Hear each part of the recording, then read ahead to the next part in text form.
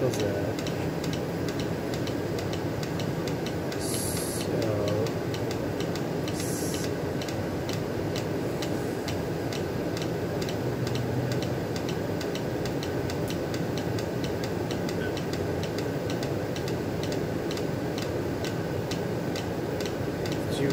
Did you ever run it on? No, nothing. Okay. Use. Okay, yeah, that's fine. So let's just look at the last one we ran. So just to try to give you an idea of when I would do maintenance. Okay. Because I kind of talked about it before. You do that before start a new batch? I don't always. You can. You very well can. You can do that. I don't. You can do maintenance, like this maintenance I'm about to show you before every batch. I don't necessarily recommend it. Sometimes. Just sometimes, yeah. So it's mostly in this where I'm starting to see like column 2, or it's a little bit more in PFP2, but these are getting a little bit lower. Like it's just their responses aren't as good. Like this is That's much better. So when you see it's lower, you it's just kind of a feeling. You'll get more and more used to it, but like I kind of just think, and we'll see in a second exactly what that looks like. So when you see it's lower, you think it's a good idea to do a maintenance? If I run a batch, and then so we ran 3 batches in a row. And the responses start to go down, like between those three batches. That's what kind of gave me the indication that that means it's probably too dirty. Too dirty the column. If it's going up, that means it's too clean. So it's good to keep running it. But if it's going down, it means it's too dirty because you're dirtying it up more and it's making it worse. So that's why my guess, or I feel like. Okay. So turn all the temperatures down. You should do this beforehand because it's going to be very hot now, but I can deal with it. In general, you should. It's easy to burn yourself. Okay. I'm going to go get some water. Okay.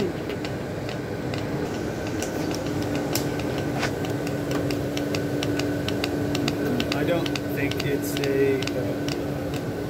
necessarily a big deal to wear gloves. No one else cares to do it as much as I do. I don't know why. This is the only thing where I give a shit about wearing gloves. All right. There is some theory behind why to do and why not to. But, so the 2 main easiest maintenances are to replace the column liner. Yeah. And trim the column. So we're going to do both. Yeah. Primarily because it'll just be. You might only need to do one, but when you're not sure, it doesn't matter. Just do both. Like, there's no point not to. It's not like the column liners are super expensive, so you're not like wasting a precious resource.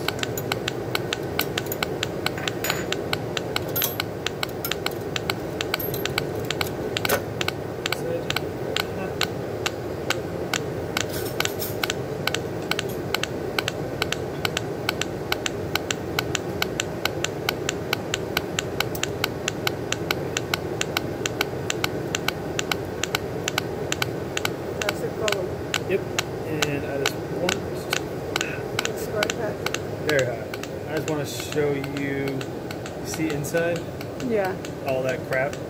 Yeah, that's so there is going to be some crap in it. That's what's going to happen. That's the nature of these liners.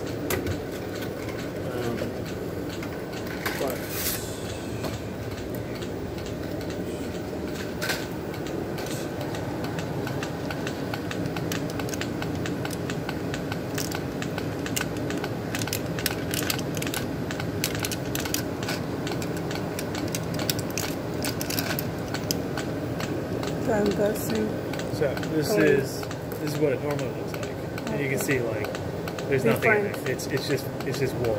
All right. So that's why it's just white. But this one because of like what we inject, any dissolved solids that are in there, they will, the instant it hits this and the solvent evaporates, analytes will stay in the evaporated solvent and actually move through, but dissolved solids, so all the gunk and crap won't, so that's why it gets caught there. And that does work pretty well in saving the column from a lot of damage.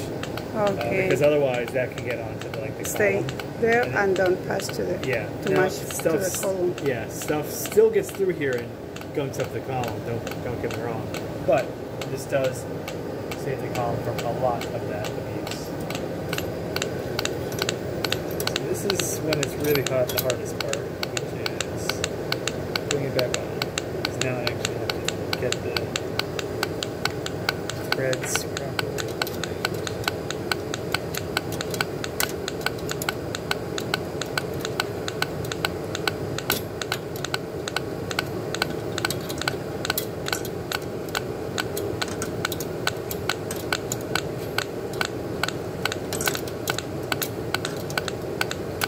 In terms of this one's tightness, this one's not too bad in terms of, like, you don't have to worry about over tightening. You just kind of tighten it to like that, like where it just kind of, it just stops. Like, okay. I could keep cranking, but there's no point.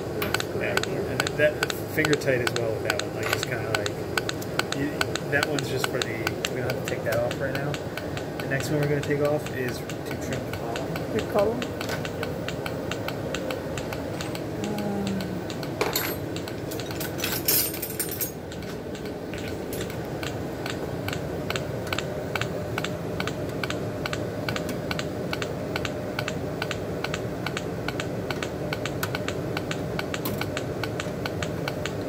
Again, be careful. This is just as hot as this is, essentially, because it's metal. Like, so the heat is fully transferred. Yes.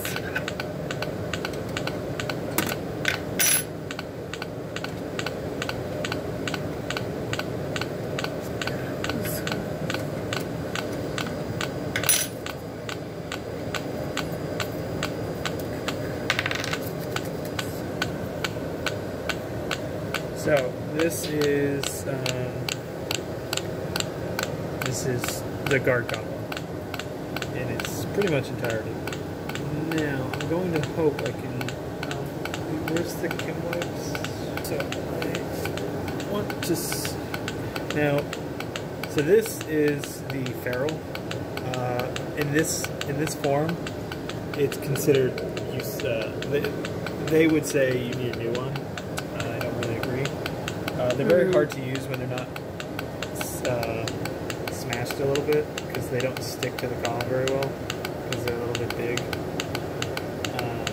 So I like them to be a little bit compressed. So I'm going to keep using that one, hopefully. You can see this guard column setup is a nightmare sometimes.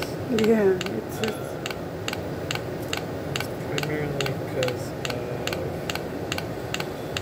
the moron, aka me, put this together.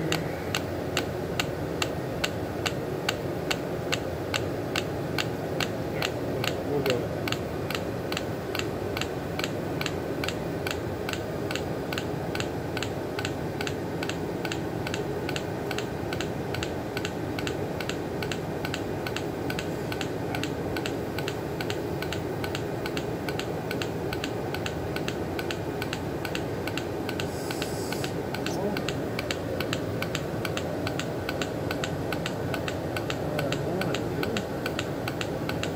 So I was just freeing up some like free space on this, and I'm going to see if I can lace this back on top.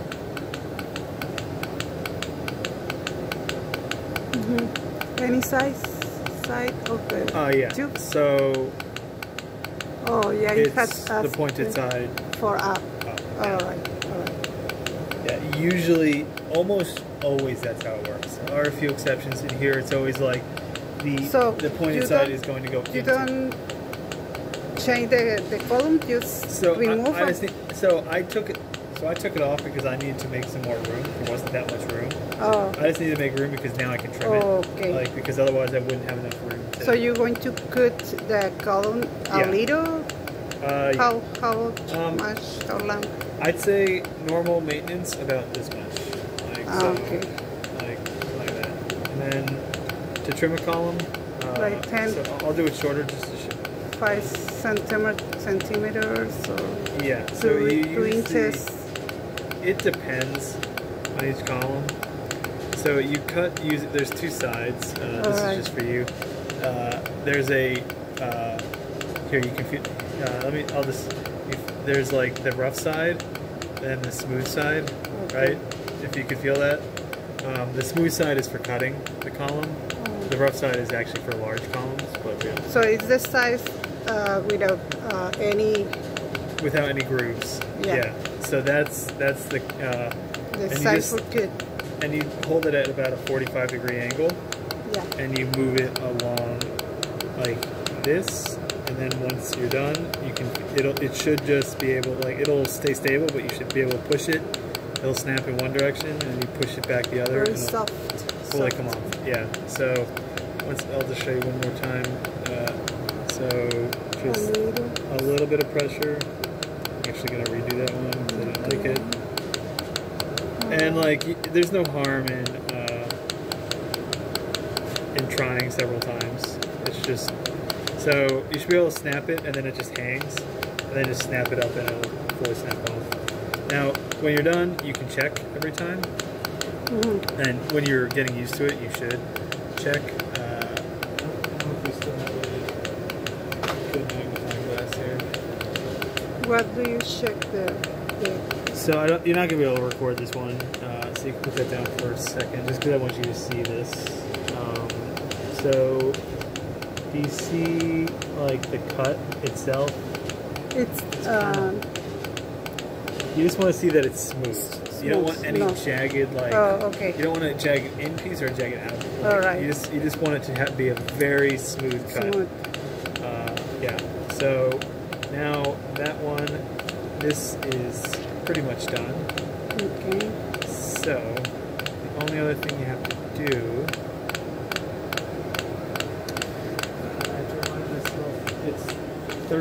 It's right there, 34 millimeters. 34 millimeters. So you have to mention the space to refine. So the reason it's good to use an old one is because it doesn't move that much. It's tighter, so you don't have to worry about it shifting as much. So 34 millimeters. This is the more annoying part, which is getting it on there, or in there, and not, so you don't want to, so when you're getting it up, you don't want to touch the sides too much, in terms of like, you don't want to damage the front of the column when you're doing that. And then once it's up in place, and you can put the nut on, but you don't want to like force it too much because then you'll change the effective length of the column. Because if you're pushing the column up, something like that, it'll adjust on the nut. So you just kind of like hold it where it is, and then tighten. Like so, I finger tighten, and then I do so. Here, if you want to feel how tight that is, like so turn to the right. So just don't force it. Yeah. Oh, that's kind of tight. like that's where like I stop. Yeah. And then if you want to test, just tug the column a little bit. If you tug the column, it shouldn't move. If it moves, then your column's not tight enough. If it doesn't, it shouldn't be able to move when you. Yeah, it shouldn't move. Yeah. So the part with the small part, it's very inside to the column? Yep, so that's going inside to, it goes to about here, and inside this. So it goes in here. And you can run into issues if you change this part out and it's a little bit off kilter. It won't go all the way down because the column's in the way. And then you'll just have to take the column out and put it back in. Because it fits better that way sometimes. Or you can force it a little bit more. Okay. So yeah, and then this is kind of in a shitty spot, which sucks. But I just kind of just put it in anyway. The best way you can. So now we can turn everything back on.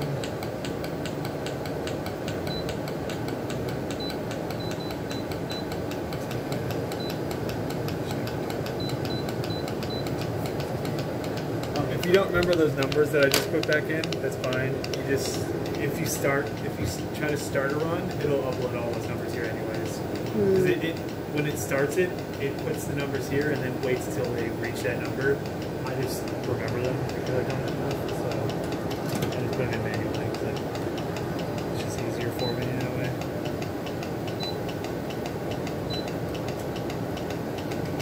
Okay.